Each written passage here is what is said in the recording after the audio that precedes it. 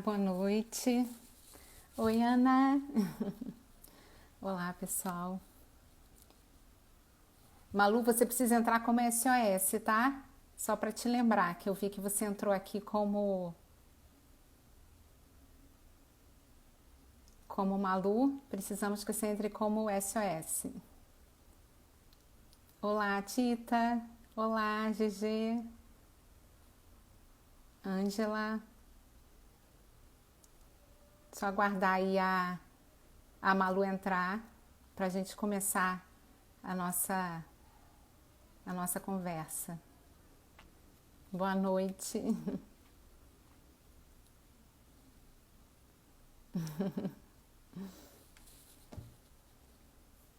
Olá, Josela Vaqueal. Estamos só aguardando aí o pessoal do SOS Mata Atlântica Malu entrar para a gente começar a nossa live. Espero que estejam todos bem.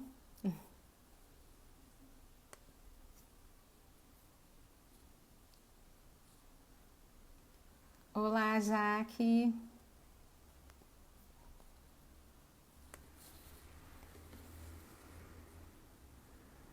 Só aguardando a Malu entrar lá no SOS Mata Atlântica para a gente começar a live.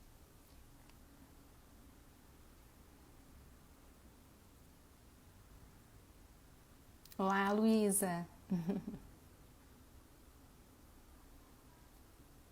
Olá, Mari. Estou só aguardando a Malu entrar pelo link lá do SOS Mata Atlântica para a gente começar a live.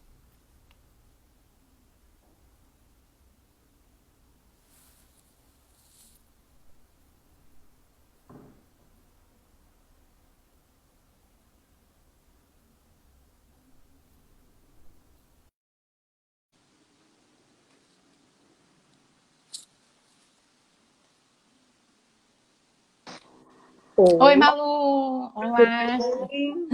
Tudo bom? Boa noite. Boa noite, um grande prazer estar aqui com vocês.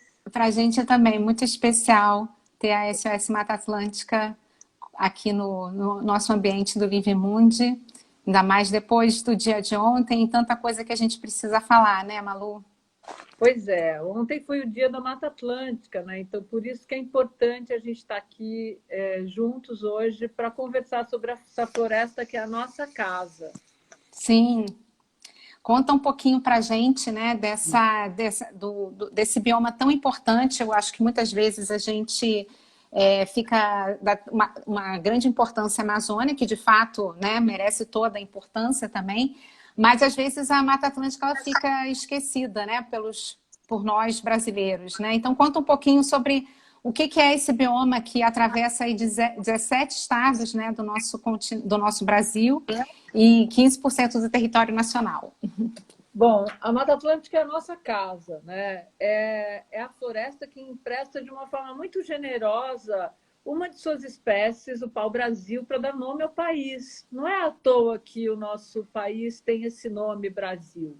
É justamente porque essa espécie da Mata Atlântica se estende por todo esse território, né, de 17 estados, adentra o interior, e é uma das grandes riquezas, uma das maiores florestas em termos de biodiversidade do planeta. E que, além de ser de todo esse patrimônio que ela representa, ela reúne aí lar de de mais de 72% dos brasileiros, né? São 3.429 municípios que estão no domínio da Floresta Atlântica. Isso representa uma riqueza em termos de biodiversidade que pouquíssimos países no mundo têm. Sim. Né? Mais de 70% Somos uma superpotência, né, Malu? Uma megapotência em biodiversidade, em água, né? Em qualidade de vida, saúde, tudo isso está ligado a essa floresta. Então, proteger a Mata Atlântica é proteger o bem-estar e o lar de todos nós. Né? É fundamental para a gente. Além disso, a Mata Atlântica reúne aí mais de 15 mil espécies, sendo 8.000 endêmicas. O que isso significa? Que só ocorrem na região da Mata Atlântica. São espécies fundamentais para o equilíbrio dos ecossistemas e para a nossa saúde. A gente precisa fazer essa relação. Falar da Mata Atlântica não é falar de uma floresta que está lá longe, é falar da floresta que é a nossa casa, né? Que garante a água que a gente bebe, regula o clima, né? Principalmente nesse momento agora de mudanças climáticas, nesse momento tão triste, né, de pandemia, em que nós estamos conversando de uma forma diferente. Agora, a Semana da Mata Atlântica, provavelmente estaríamos reunidos aí nesse evento, lá no Parque Lage, ou verdade. em alguma área aberta, né? Em alguma unidade de conservação da Mata Atlântica.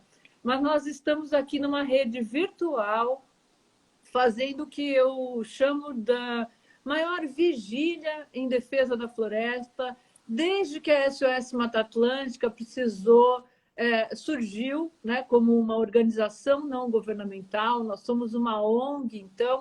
Pois é, com 35 anos, né? Vamos fazer 35 anos esse ano. Para uma organização não governamental no Brasil, é uma grande histórica conquista, né? E acho que vocês, na verdade, têm o poder, né, que a SOS Mata Atlântica tem de articular movimentos. E, por exemplo, queria que você falasse um pouquinho sobre a Lei da Mata Atlântica, por exemplo, que foi, eu acho, uma das grandes conquistas da SOS, né?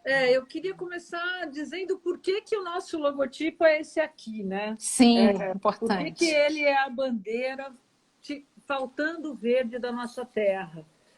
No início dos anos 80, em 1983, a SOS Mata Atlântica teve a coragem de pegar... Nós não vivíamos uma democracia tão consolidada como hoje, e a SOS Mata Atlântica teve a coragem de pegar a bandeira do Brasil, tirar o verde da nossa terra e mostrar que isso era uma denúncia extremamente importante a se fazer. E desde então, desde que nós nos reunimos, né, um grupo de cientistas, jornalistas, voluntários, pessoas que até hoje fazem parte dessa organização para a defesa da floresta, um dos grandes desafios era informar para a sociedade, fazer a sociedade conhecer a Mata Atlântica, dizer o que é esse bioma, qual a importância dele para todos nós. E foram, então, vários anos de luta até 2006, quando finalmente foi sancionada a Lei da Mata Atlântica. A Constituição de 88, a Constituição Cidadã do Brasil, ela traz um capítulo especial de meio ambiente. E nesse capítulo especial do meio ambiente, os patrimônios da nação, a Mata Atlântica foi elevada na Constituição de 88 a patrimônio da nação, né? O que significa que ela é um bem de interesse coletivo de todos os brasileiros. E também alguns trechos, inclusive alguns importantes trechos dessa floresta, são reconhecidos pela Unesco como patrimônio da Reserva da Biosfera da Mata Atlântica, ou seja, patrimônio mundial, né?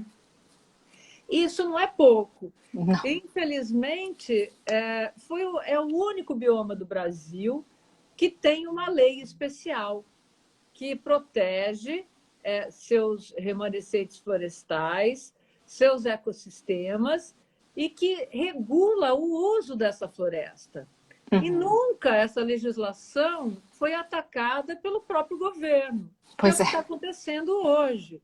Né? Então, a gente está aqui reunido, pedindo a atenção de vocês, falando sobre esse novo modelo de ativismo, de mobilização por meio de ferramentas digitais que nos aproximam, né, num momento como esse, em que a gente não pode ir para as ruas, levar nossa bandeira, fazer mobilização como a gente estava acostumado, pedir o apoio de vocês para que se engajem, para que fiquem atentos. Nós não podemos permitir que passe uma boiada por todas as conquistas que a sociedade fez até hoje, em termos de legislação, em termos de direitos humanos, o acesso à água limpa, o acesso à biodiversidade, a um ambiente saudável, são direitos humanos defendidos e estabelecidos na nossa Constituição de 88. E a gente não pode esquecer que muita gente deu a vida por isso. Muita gente deu sangue, colocou seu conhecimento, suas ideologias para que a gente tivesse essas leis. E não é possível agora assistir a um desmonte, né, a um ataque generalizado das nossas leis, sob o pretexto de desregulamentar, uma palavra que isso, que é importante você explicar o que é desregulamentar, Malu. Fica até difícil explicar, porque normalmente você tem uma lei que estabelece regras, critérios, né, controles para a sociedade e que tem regulamentos. Ou seja, o que significa isso? Que estabelece condições e que, se você desrespeitar essa lei, vai ter punição. Desregulamentar significa rasgar essa lei, flexibilizar a lei para que se atenda a interesses, né, de setores pontuais, setores específicos. Então, para você alterar uma lei de forma democrática, é preciso ir ao Congresso Nacional, às Assembleias Legislativas ou à Câmara Uma discussão Municipal. Pública. Exatamente. Mobilizar a sociedade, discutir com a sociedade. Né? Você não faz uma lei na gaveta. E a gente não pode passar por cima de uma lei com canetada, né? Com uma caneta Bic ou com pareceres, da forma com que a gente ouviu e ficamos todos nós perplexos, né? Não só no Brasil, como em vários outros países. Vindo do ministro do Meio Ambiente, né? Eu acho, ouvi uma expressão, nós ouvimos uma expressão de um secretário de Estado de Meio Ambiente, de um dos estados da Mata Atlântica, nesta semana, que é no Dia da Mata Atlântica, a SOS reuniu os secretários dos estados, né, do bioma, dos 17 estados, para tratar da defesa da Mata Atlântica. E um deles, fazendo uma analogia, uma canção popular, que é o Menino da Porteira, se referiu ao ministro do Meio Ambiente como um menino travesso da porteira, né? Usando aí as palavras dele, que faz tudo o que o patrão manda, sem pensar na responsabilidade do cargo que ocupa. O Sim. Ministério do Meio Ambiente é uma pasta extremamente importante voltada à defesa dos recursos naturais, à defesa dos patrimônios naturais. E não pode ser esse ministério omisso perante as queimadas, né? Perante ao desmatamento, a morte de animais da nossa fauna protegida por lei, né, o desrespeito aos indígenas e às comunidades tradicionais. Então, nós contamos com o Ministério do Meio Ambiente. É uma conquista da sociedade o sistema de meio ambiente que tem a participação social como uma de suas premissas fundamentais. O que significa isso? Que nós, cidadãos comuns, devemos participar das políticas públicas por meio dos conselhos de meio ambiente que tem nas nossas cidades, nos nossos estados e no Conselho Nacional. Mas, desde que esse governo começou, uma das primeiras atitudes do ministro foi tirar a participação da sociedade civil do Conselho Nacional do Meio Ambiente. Depois, desrespeitar os fiscais do IBAMA, desautorizar esses fiscais, que são técnicos que labutam o dia a dia para coibir o desmatamento, para coibir o crime, né? E vejam que o resultado dessa sinalização de desregulamentar a lei foi o aumento no desmatamento da Mata Atlântica. Pois é, a Ana Lavaquial, que é até uma das nossas curadoras do Livre Mundo, ela perguntou se dá para combater o desmatamento sem vontade política, se é possível, né? Eu acho que isso é muito exatamente esse movimento da sociedade civil, né? No sentido de se manifestar e promover esse diálogo, né? E fazer com que cada vez mais outros movimentos, né, se cotizem nesse sentido, né? Exatamente. A gente tem uma máxima, né, um dito popular que ficou muito famoso aqui no estado de São Paulo durante algumas lutas que nós tivemos, de que vontade política não é uma coisa que acontece por demanda espontânea. Vontade política se dá por pressão da sociedade, por mobilização da sociedade. Exato. E isso é muito difícil nesse momento em que nós estamos convivendo com uma das maiores, dos maiores desafios da humanidade do nosso século, que é essa pandemia do Covid-19. Nós estamos em nossas casas, sem poder ir para as ruas. Estamos nos mobilizando de uma forma diferente, justamente em respeito à vida. Porque, certamente, se nós estivéssemos em um momento normal da nossa vida, estaríamos nas avenidas, estaríamos em Copacabana, em Ipanema, na Paulista, em Brasília, nas ruas em defesa dos nossos patrimônios. Mas agora a gente tem que fazer essa defesa de uma forma diferente. Pois como nós estamos fazendo aqui, né? Então, coibir o desmatamento da Mata Atlântica é possível, sim. Nós já temos, apesar do aumento do desmatamento, nesse dado que foi divulgado pela SOS Mata Atlântica no Atlas de remanescentes florestais da Mata Atlântica, em parceria com o INPE. Conta um pouquinho desse trabalho, que é um trabalho tão importante da SOS, né? Esse Atlas. Pois é, esse trabalho de monitoramento da floresta é o coração da nossa organização, né? Ele mostra, com imagens de satélite, quanto ainda existe desse bioma e como é que está a conservação desse bioma no nosso país.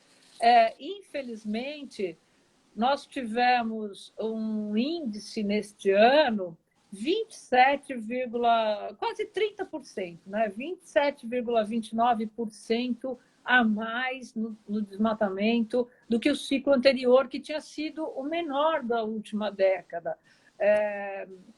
Isso já é reflexo desse desmonte dos órgãos de controle, dessa sinalização errada que vem sendo passada para as pessoas pelo governo brasileiro, né?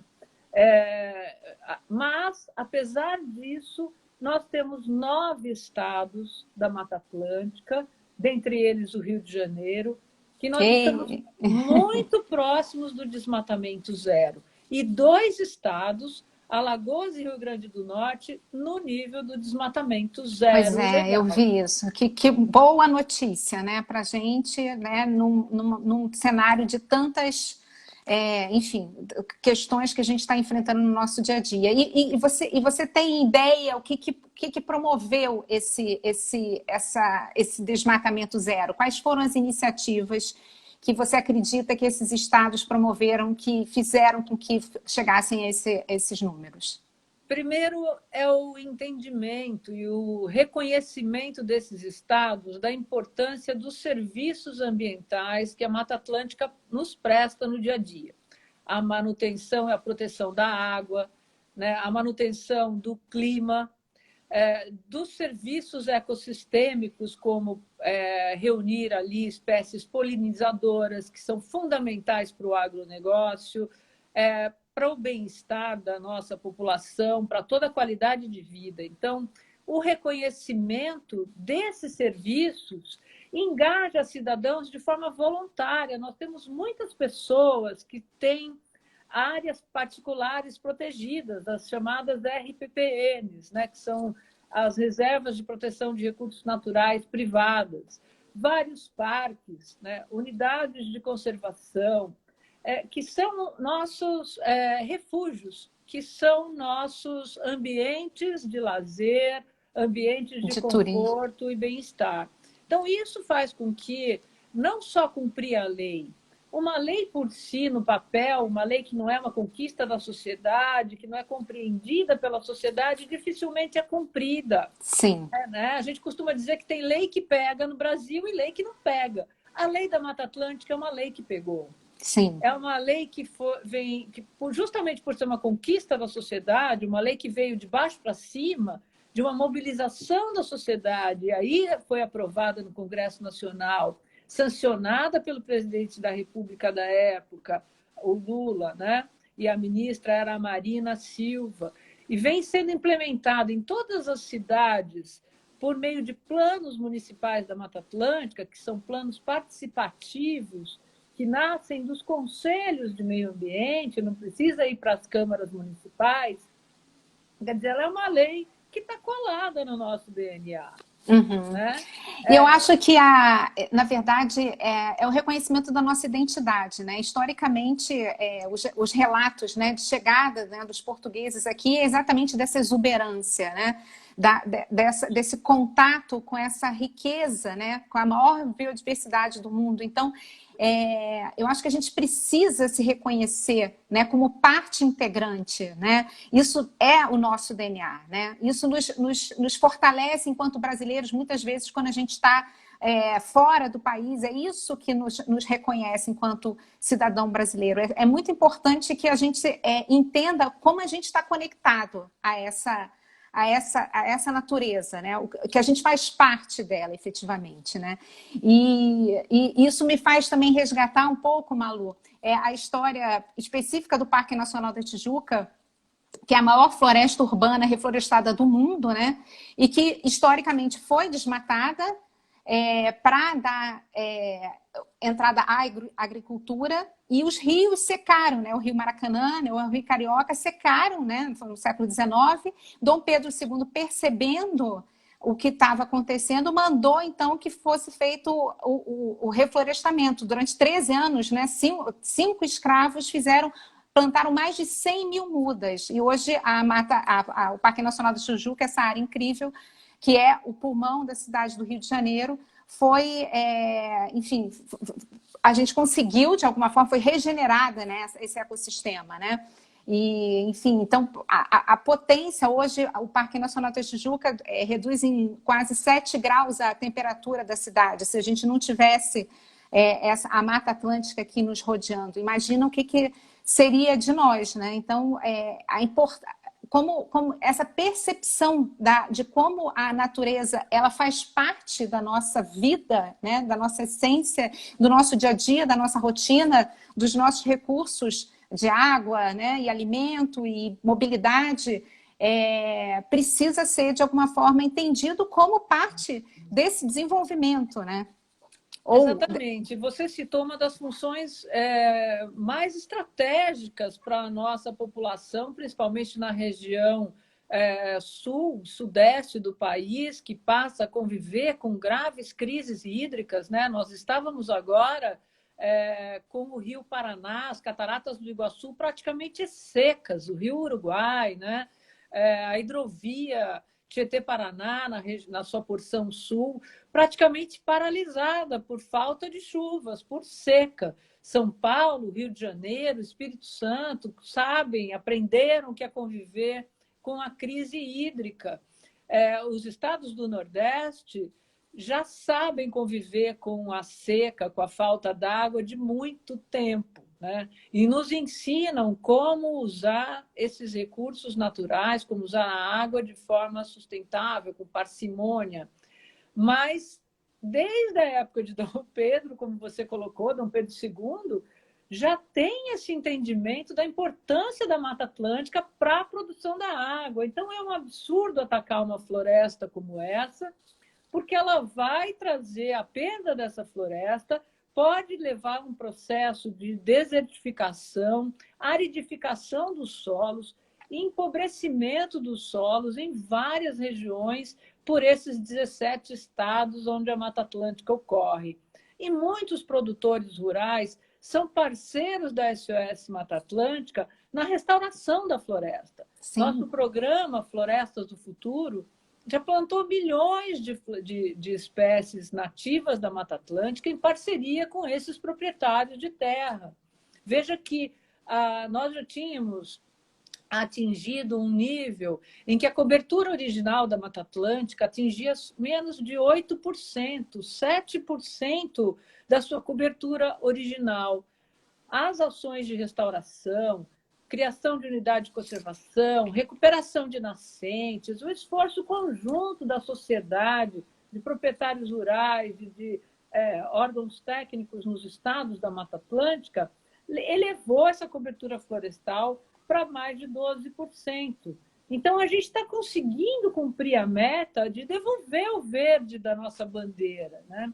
De chegar aí no que é o ideal, que seria que cada estado nosso atingisse os 20% de cobertura florestal natural, com áreas protegidas, para a sustentabilidade das atividades econômicas e para a sustentabilidade dos ecossistemas e da nossa própria vida, do futuro. Então, quando a gente fala, quando a SOS Mata Atlântica fala que estão tirando o verde da nossa terra, que continuam tirando o verde da nossa terra, tem toda uma simbologia por trás do que significa você rasgar a bandeira da sua nação. Você tira o verde tem uma simbologia de esperança, sim, de apostar no futuro, né? E a floresta tem essa generosidade. A Mata Atlântica tem essa generosidade de nos acolher, de nos abraçar e nos devolver de forma muito generosa qualidade de vida, saúde, bem-estar, né? Água, toda essa riqueza que a gente vê por aí.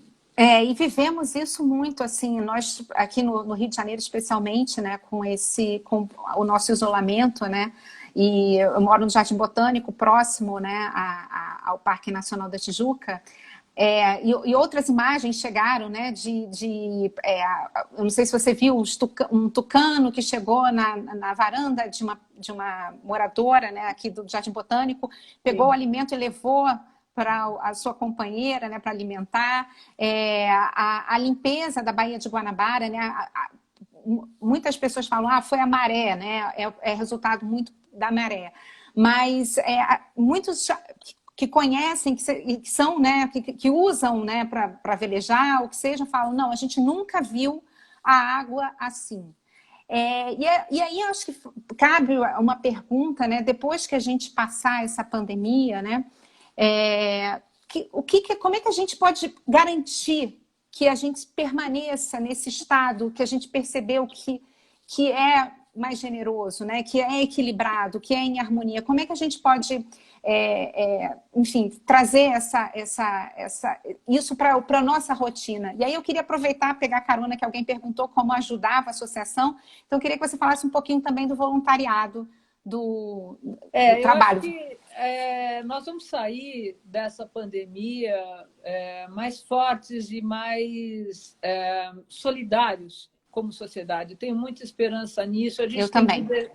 Né, são vários exemplos, várias ações que vêm sendo feitas e as organizações não governamentais estão aí para isso. Né? Nós nos mantemos ativos com esse trabalho voluntário. É dessa forma que a gente exerce a nossa cidadania. E no caso da Mata Atlântica, as pessoas podem, no seu dia a dia, principalmente nesse ano, que é um ano de eleição, exigir compromisso com a preservação do meio ambiente, compromisso com o meio ambiente. Nós tivemos nos anos 90, naquele momento pré-ECO 92, né, que foi o encontro das Nações Unidas sobre biodiversidade, realizado no Brasil, um protagonismo do Brasil e dos brasileiros no mundo inteiro em defesa do meio ambiente. Isso colocou o Brasil na vanguarda dos anos 90 da questão ambiental. Sim. E agora, no Acordo do Clima, a Mata Atlântica é essencial, é altamente estratégica, em conjunto com a Amazônia, com os nossos outros biomas, para que o Brasil cumpra seu compromisso no Acordo do Clima. Compromisso esse que foi ratificado pelo Congresso Nacional na gestão passada e que precisa sair do papel. O que significa isso? Significa que a gente tem que restaurar, a gente tem que ampliar a nossa cobertura florestal, principalmente nas chamadas áreas de preservação permanente, que são aquelas que protegem os rios, as nascentes e as encostas, né? E esse trabalho é um trabalho que une empresas privadas, sociedade civil, proprietários de terra. Então, cada um de nós pode ajudar, se não tiver uma área para plantar uma árvore, entrando no portal da SOS Mata Atlântica, de outras organizações não governamentais, mas, sobretudo, perguntando para o seu candidato a prefeito qual é o seu compromisso com a Mata Atlântica. Qual Sim. é o seu compromisso com a qualidade da água na nossa cidade? E exigir esses compromissos dos candidatos a vereadores, dos candidatos a deputados, né? Vejam que nós temos uma vigília permanente em Brasília com a Frente Parlamentar Ambientalista. A SOS Mata Atlântica faz parte da Frente Parlamentar Ambientalista e mesmo agora na pandemia, as votações estão acontecendo no Congresso Nacional também pela internet. Toda quarta-feira de manhã, nós nos reunimos com os deputados e conseguimos impedir a votação da lei da grilagem. Vocês devem ter visto essa Sim. votação, né? Reunindo artistas, ativistas, pessoas que talvez não estivessem nem entendendo o que significava uma lei dessa, se nós não tivéssemos a imprensa e a sociedade civil unida, alerta sobre tudo isso que está acontecendo. Então, ficar alerta, dizer não às fake news, não acreditar em qualquer bobagem que a gente escuta por aí, desde que tipo a Terra é plana, coisas absurdas, né? Valorizar a ciência, o saber e a generosidade, principalmente a importância dos saberes tradicionais, Sim. da nossa cultura, né? Aquilo que a gente traz de raiz, que você falou muito bem aqui. A gente não pode olhar para a natureza só pensando em serviços econômicos. São serviços essenciais. Quando a gente fala serviço, direito humano é um serviço, bem-estar, alegria é um serviço, né? É cultura.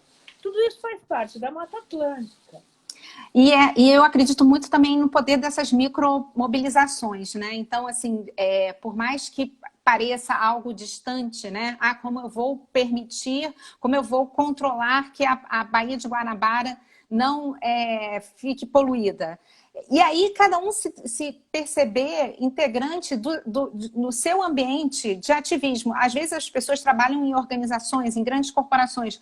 Como você cobra a atitude dessa empresa em relação a essas questões? Ou a sua vizinhança? Enfim, eu acho que são questões que cada um pode, de alguma forma, dentro das suas, né, limitações ou dos seus desejos, né? Falaram aqui como mudança de hábitos de consumo, mudanças de formas alimentares. Então, tudo isso de uma forma integrada e essas micromobilizações, de alguma forma, acreditamos. Então, foi engraçado porque essa questão da Baía de Guanabara veio de um amigo meu e ele comentou assim, não, porque o meu grupo da COP-AD, tá? O que essas organizações fazem? Então, assim, veja a potência, tem um grupo de executivos que fazem COP-AD, por que esse tema não pode ser, então, levado ali, uma reunião daquele grupo e ser colocado, o que eles podem fazer de alguma forma dentro daquela microcélula, seja em relação à Baía de Guanabara ou em relação a outra questão. Então, esse poder na micromobilização, que eu acho que a gente viu de uma forma tão clara, né, nesse momento de dor, mas também de muita colaboração, eu acho que a gente precisa, de alguma forma, trazer isso para dentro de nós, né? E levar isso. Eu acho que é uma das grandes conquistas e aprendizados desse momento. Né? Olha, eu vi um exemplo de uma outra reunião como essa, que a gente está fazendo aqui, numa conversa como essa, de um trabalho aí na Rocinha, e com o serviço de água, levando água para as comunidades que não têm acesso a saneamento, porque lavar a mão, fazer higiene Sim. dentro de casa nesse momento era estratégico, essencial, né? Então, resgatar essa nossa corresponsabilidade sobre o outro, né? Se a gente tem água em casa, água tratada, caixa d'água, Ubuntu, mesmo né? assim, usar com responsabilidade, né? Não reduzir o consumo de energia elétrica, que também reduz o impacto sobre os rios, sobre as águas, buscar consumir produtos biodegradáveis, compartilhar produtos, valorizar aquele comércio local do seu bairro, uma Muito importante. produção orgânica, mais sustentável, né? São tantas atitudes pessoais que a gente pode ter, de responsabilidade, de sustentabilidade, mas também faço aqui um apelo a vocês, né? Nesse momento, nós estamos com uma petição pública no Avaz. Isso, até já colocamos lá colocamos já no nosso link também do Livre Mundi, é importante todos assinarem. E compartilhar também, né? Porque, Sim. às vezes, muita gente, a gente está conversando, a gente está vendo pessoas aí, artistas, que não estavam ligados até pouco tempo à causa ambiental e que hoje começam a perceber o quanto isso é importante, né? Sempre há tempo. Sempre aquelas pessoas, todo mundo tem uma rede, a sua rede de relacionamento, filhos, mãe, parentes, que às vezes não estão ligados ao seu trabalho, mas que podem se sensibilizar nesse momento e ajudar a gente nessa corrente em defesa da Mata Atlântica, em defesa da democracia do Brasil, né? Então, por favor, quem puder, assine lá a nossa petição, está no Avaz, avaz.org/SOS Mata Atlântica. É uma petição pública pedindo aí, como tantas outras, a garantia, né? A garantia da lei da Mata Atlântica. Exatamente. E, Malu, você esteve com a gente na última edição do Livre Mundi, né? No Parque Lage, e numa mesa intitulada Impactos Invisíveis da Vida na Terra, né? Impactos, entre parênteses, né? Onde a gente foi falar sobre dois acidentes, né? Duas tragédias, né? Não se pode chamar de acidente porque sabia o que ia acontecer. Crimes, né? Dois crimes, né, ambientais, de Brumadinho, tinha pouco tempo, né, que tinha acontecido, e também o de Mariana, que foi o maior, né, na história do país, o maior crime ambiental da história do país. Na mesa estavam os queridos, a jornalista Cristina Serra e o nosso queridíssimo e mestre Ailton Krenak. Eu queria saber de você, como é que está a situação lá no Rio Doce, Malu? Olha, infelizmente, nós temos monitoramento com um trabalho que é feito com voluntários nossos, que se chama Observando os Rios. Todo mês, uma rede enorme de voluntários, com mais de 3.500 voluntários, vão para a beira dos rios e córregos e coletam e analisam a qualidade da água dos rios. Aí, no Rio de Janeiro, nós temos grupos no Rio Carioca, em outros afluentes da bacia da Guanabara, da Baía de Guanabara. Uhum. Mas, infelizmente, o tempo que a bacia do Rio Doce e a bacia do Paraupeba, né, que é a outra região de Brumadinho, vão precisar para recuperação, em virtude das toneladas de rejeitos de minério que receberam, vai ser muito grande. É o tempo geológico, porque os resíduos não estão sendo retirados de lá. Então, a qualidade da água não está ainda própria, não está acessível para aquelas comunidades e para aqueles ecossistemas. A tragédia continua, assim como a impunidade. Nós não vimos até hoje os responsáveis por esses crimes pagarem por eles, né? Enquanto isso, a população teve que mudar. Como disse o Ailton Krenak, passar a viver de uma ecologia da desconstrução, uma ecologia da tragédia, do dano ambiental. E isso tem que mudar. A gente não pode aceitar essas coisas calado, né? Passivo, como se fosse, meu Deus, mais uma tragédia, como se fossem números. Nós não podemos como se não pudesse ter sido evitada e, enfim, isso. Imagina. E eu acho que o mais importante é a gente não perder a nossa capacidade de indignação. Exatamente. A indignação que nos motiva a agir, né? Porque a passividade não é omissão, mas a passividade ela não muda, não transforma. E quando a gente se sente incomodado, a gente reage e faz alguma coisa. Então, é isso que eu acho que a gente tem que fazer nesse momento. solidariedade às vítimas dessas tragédias e danos ambientais. Nós estamos vivendo na Mata Atlântica muita violência também. Nós tivemos aqui no estado de São Paulo, no Vale do Ribeira, um agente ambiental de um parque, do Parque Estadual Carlos Botelho, que foi morto por mineradores de forma covarde, né? Cumprindo seu dever, esse menino estava, era um menino. Indígenas em São Paulo que estão lutando ali com empreendimentos imobiliários, comunidades tradicionais, os nossos índios de Parelheiros estão contaminados, muitos com Covid, por falta de saneamento. Aí no Rio de Janeiro, o desmatamento que ocorreu é aquele chamado desmatamento formiguinha, né? Que é o mais difícil de pegar com imagens de satélite, mas que está relacionado a uma ação forte do crime organizado, dessas milícias que ocupam casas e constroem casas Exato. em áreas inseguras para Muzema, as pessoas. Né? Exatamente. Quer dizer, então o crime ambiental ele está ligado também a uma grande tragédia social, é socioambiental, sim, é socioeconômica. E nós temos que reagir de forma solidária contra esse tipo de situação, né? E aí, pegando carona, né, nessa tua colocação, que eu acho que é muito importante, né? Hoje a gente, como você tinha colocado, né, nós somos o país com a maior biodiversidade do mundo, uma potência nessa questão.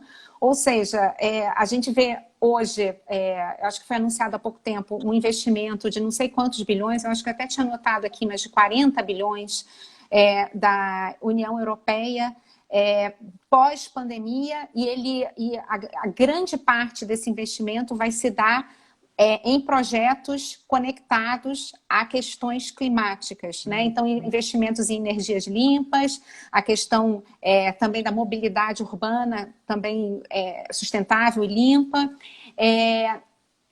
Nós temos essa riqueza, né, que nos foi presenteada, e como a gente pode colocar em harmonia, né, trazer em harmonia esse desenvolvimento social, eu não vou nem dizer desenvolvimento porque eu particularmente nem gosto dessa palavra, mas essa harmonia social e ambiental, né, porque eu acho que sempre a gente fica nós somos viciados, né, de alguma forma geral, do ponto de vista econômico, nesse crescimento, né, e a gente não sabe onde a gente vai crescer até onde, né, onde é que esse avião vai aterrissar, né. Então, queria que você me falasse um pouquinho desse trabalho, né, de populações ribeirinhas, do açaí, de tantas qualidades e tantos recursos que nós temos de vidas dignas, em harmonia. E eu acho que a grande dificuldade aí é a questão da educação mesmo, mas eu queria que você falasse um pouquinho sobre isso. Eu acho que esse momento que nós estamos vivendo aqui, do Covid, da pandemia, né, um recolhimento para reflexão dessas questões que você coloca muito bem, fazem com que a gente tenha que pensar melhor em ser e não em ter.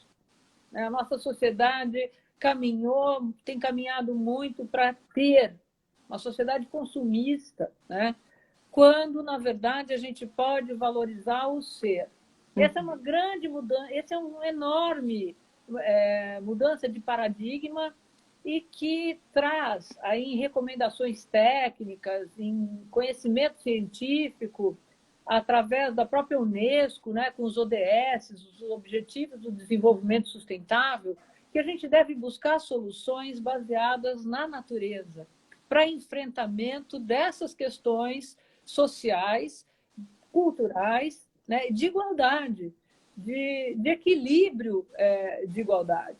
Porque, veja, no Brasil, por exemplo, um país mega diverso, de dimensão continental, com a diversidade cultural que nós temos, nós não podemos querer padronizar o comportamento da sociedade como se fosse uma roupa de tamanho único. A roupa de tamanho único é aquela que não fica... A tal globalização, né? Exatamente. Se a gente pensar na globalização pelo lado ético do que essa palavra nos traz, sim, é pensar na Terra, o planeta Terra, como a nossa casa comum, como a casa de todos nós. É entender que uma atitude tomada por alguém lá na China afetou a humanidade inteira. Estamos todos conectados. Todos conectados. Então, não seres adianta. Humanos e não seres humanos, né? Seres e não seres. Exatamente. Então, eu acho que isso, o Livemundi traz muito isso. Aquela edição no Parque Lage foi memorável, porque a gente tinha ali crianças, famílias, artesanatos, artistas, cientistas, buscando um objetivo comum. Né? Porque a gente uma vê ação conjunta. Né? A gente vê nesse discurso, né, com relação à questão da Mata Atlântica, ele faz sempre a analogia que vai resolver problemas sociais, né? Só que, na verdade, a gente sabe que não é isso, né? Na verdade, o que vai acontecer? São os grandes empreendimentos que vão chegar ali, a gente vai perder, na verdade, vai virar um grande centro urbano quase, né? Perder a identidade do local. Me lembro o Marcelo, que é um dos curadores do Livemundi, ele estava comentando, ele foi fazer um trabalho no Mato Grosso, e ele disse que ele nunca viu tanta bandeira do Grêmio quando ele foi andando pelo território do Mato Grosso, né? Para fazer. Porque, na verdade, o que acontece? Você tem ali o pequeno produtor local, chega, né, um migrante que, enfim, tem dinheiro, oferece aquilo que aquela pessoa nunca viu, né, aquele valor, aquele montante, abre mão da sua terra e aí começa a criar os latifúndios, né? E aí você perde não só, né, a questão da conexão daquela pessoa que viveu ali durante anos, tem uma história ali, né? Tem a cultura a perda da cultura, né? Dessa identidade local, né? Dos saberes ancestrais que ali estão conectados àquela terra. Então é muito importante a gente estar aqui, a gente não é contra que se chegue, né? A gente quer uma educação de qualidade, a gente quer saúde para todos, mas que se olhe para as potências que a gente tem nesses territórios, né? O que a gente tem de valor em cada um desses locais, como é bom a gente chegar na Bahia e sentir o que a Bahia tem, né? Como é bom a gente chegar no Sul e sentir o que o Sul tem. Então, assim, preservar a identidade local, né? Então, essa potência, né? E os recursos e a relação daquele homem do campo, né? Que está ali, que tem aquela história e que sabe melhor do que ninguém, né? O que melhor ele pode extrair daquele local, né? Em harmonia com aquele local. Acho que isso que é o grande desafio que a gente tem aí pela frente. Esse olhar, que é um olhar progressista, é um olhar moderno, né? Ao contrário de que muitos pensam que né, sei lá, pensamento, sei lá, comunista, etc., é um olhar moderno, é um olhar integrado, é um olhar que a Europa agora está... e ela perdeu a sua mata, né, e ela se arrepende disso, né? Não é porque ela perdeu e agora então a gente também pode perder. Não, não é isso. É olhar... A gente está num outro tempo, são outros tempos. Quantas novas... A inovação nos permite, né? Tantas... potencialidades de recurso, de integração da tecnologia com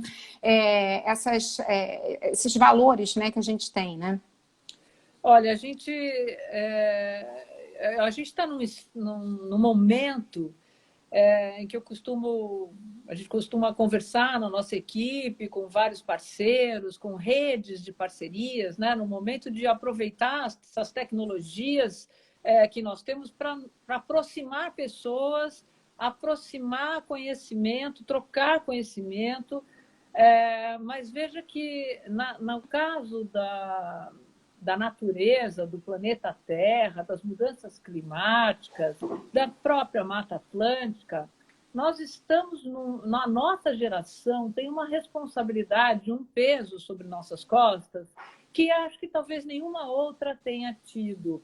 Nós não podemos mais nos dar o direito de errar.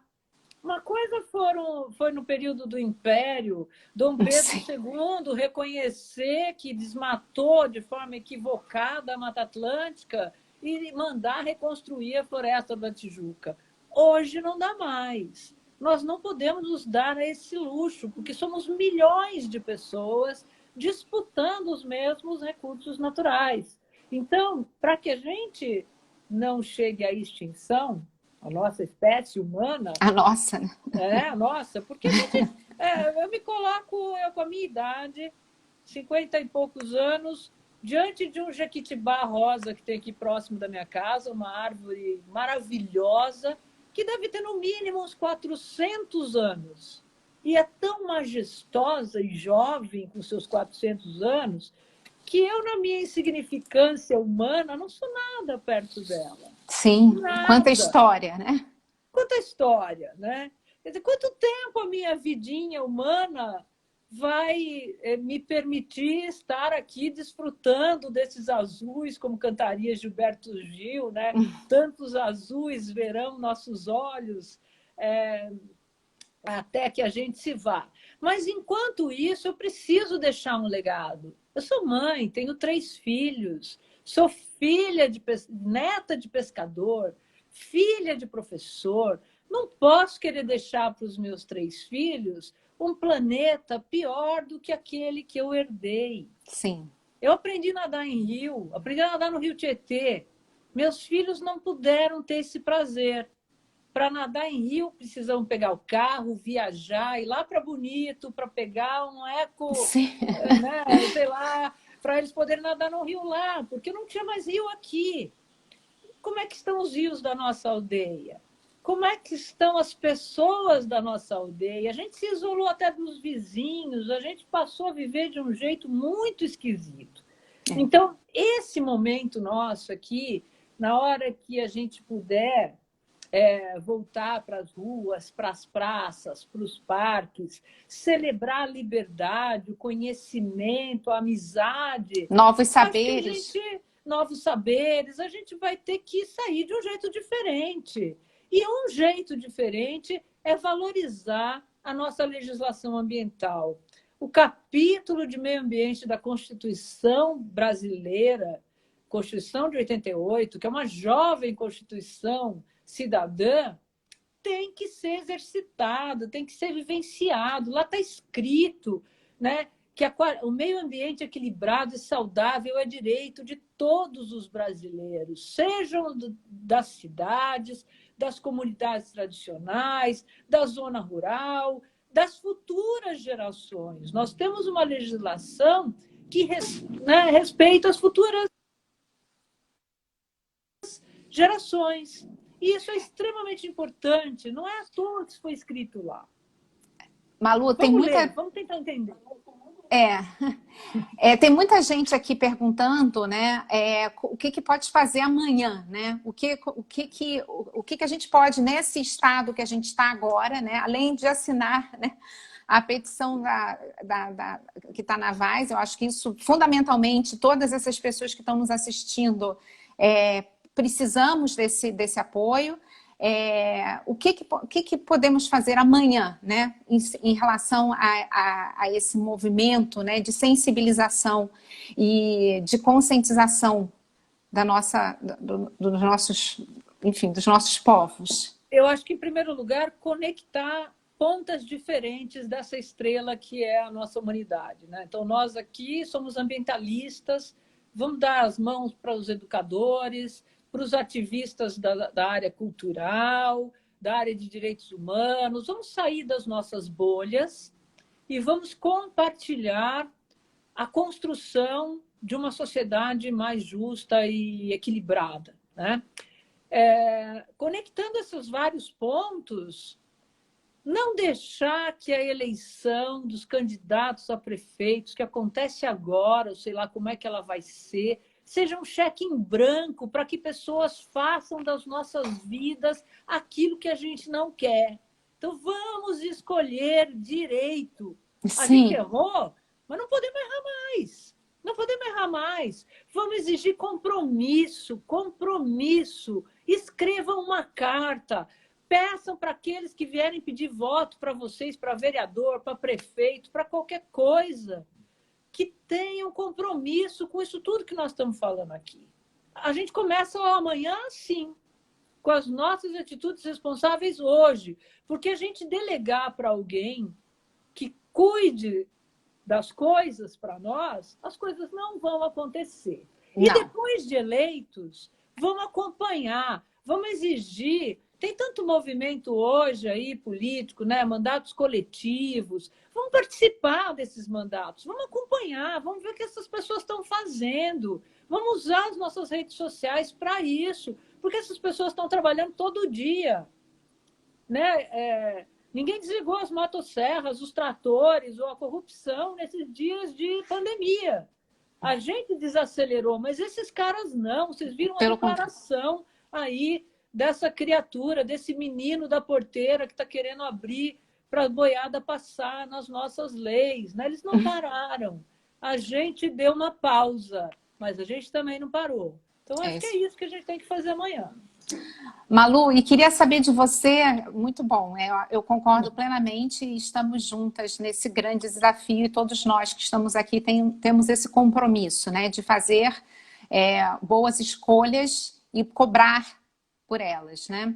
E eu acho que um ponto que é muito importante, além da questão de entendimento, né, que a gente consegue ter uma harmonia social com o equilíbrio, e pelo contrário, precisamos disso, porque certamente o desequilíbrio ambiental ele vai afetar primeiramente as pessoas que estão, enfim, na mais baixa escala, né, de renda.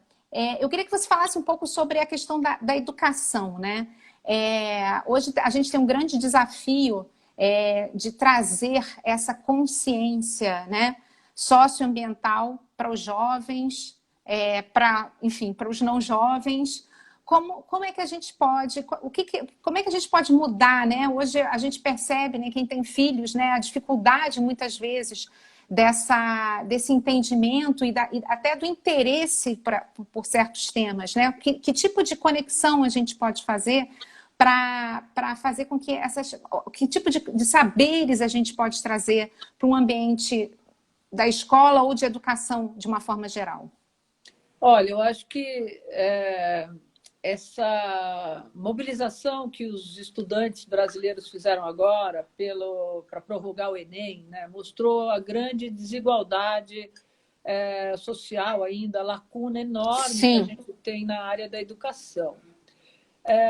Uma organização não governamental, uma ONG ambientalista como a SOS, tem programas de educação ambiental, tem esses programas de voluntariado, que trazem as pessoas, né? Mas se nós estivéssemos em um momento normal, né, das nossas vidas, nós estaríamos celebrando o Viva Mata, levando famílias, convidando pessoas e voluntários para irem com seus filhos, com seus parentes, né? Para os pais. E é sabido, né, cientificamente agora, o quanto isso impacta a vida de uma criança, né? O não convívio com a natureza, né? Tem estudos, né, científicos provando isso. Vários das doenças, enfim, das crianças atualmente são em detrimento a essa questão, né? Exatamente. E uma coisa que eu acho que é muito importante, eu me lembro quando a gente pegava minha família, meus filhos, e a gente ia para a praia, num lugar que a gente tem uma casa na praia, que não tem sinal de celular. E a coisa que as crianças mais adoravam quando tirava energia elétrica, e não tinha luz elétrica, e a gente ficava lá contando histórias e fazendo aquelas brincadeiras que foram as brincadeiras da nossa infância com eles. Então, eu acho que tem muita criança que vai ter uma memória afetiva desse momento de Covid, de ter convivido com os pais em casa, feito desenhos, brincadeiras, conversas, indo ajudar a mãe a fazer bolo, café e etc. Coisas que a gente fazia e que a nossa sociedade hoje, pelo modelo que a gente chegou, tem pouco tempo para essas coisas importantes, né? Então, acho que uma ação importante de educação ambiental é dar melhor uso do nosso tempo, do nosso dia a dia. A gente, aqui em São Paulo, por exemplo, para ir numa reunião de trabalho, eu levava 2 horas para ir, quando dava tudo certo, 2 horas para voltar. Essas 2 horas, a qualidade de vida que a gente ganhou, fazendo tudo que a gente faz, e até mais, pelas redes sociais, mostraram que um outro jeito é possível. Então, isso também é educação ambiental. Sim. Agora, eu acho que a nossa educação ambiental, na SOS, é a educação ambiental não formal, né? Essa ação de sensibilizar, de trazer atividades lúdicas. Nós temos no Centro de Experimentos Florestais da Mata Atlântica, por exemplo, uma profissional, a Kelly, que que recebe escolas, professores, educadores, para aquele dia de vivência na natureza. Isso é muito importante, isso é fundamental. Né? Uma coisa que tem sido interessante é ouvir vários relatos das